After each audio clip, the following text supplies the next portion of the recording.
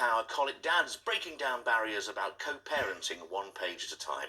Michael Shanahan's written a children's book about parents living apart after his 4-year-old daughter questioned why she didn't live with both her mum and her dad.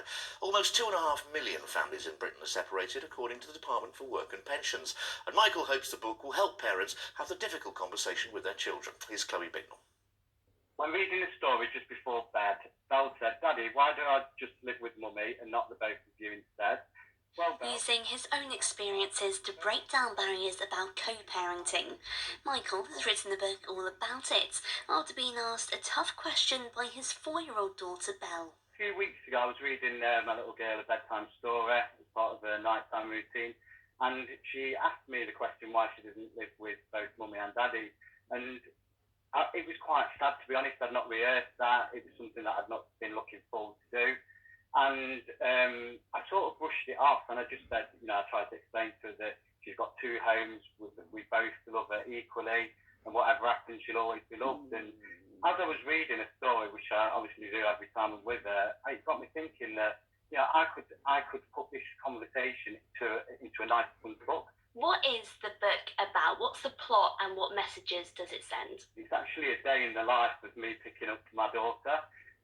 So it's about a dad getting his daughter from nursery, middle of the week, so potentially he's not seen her for 2 or 3 days. He's excited to go and see her.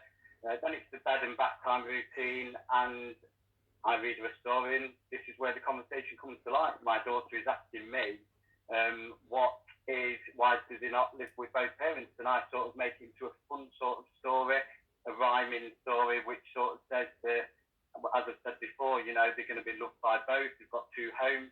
Sometimes mums and dads become friends and they don't live together, but this does not expect the child as you will be loved by us forever. 3.5 million children live in separated families in Britain, and Michael believes people don't talk about it enough. I think it's definitely a subject that people shy away from. It's not ideal for anybody to be a co-parent. It gives me quite a lot of anxiety to think as she's grown up, she's gonna ask more questions, which is, it's not a nice situation at all. But I definitely think if there was something out there before I written this book to help that conversation, I would have definitely gone out and bought it without a doubt. I really do think that this will help people in the future. Michael now has plans for another book from a mum's point of view and wants to get the books into schools. Chloe Bicknell for Notts TV.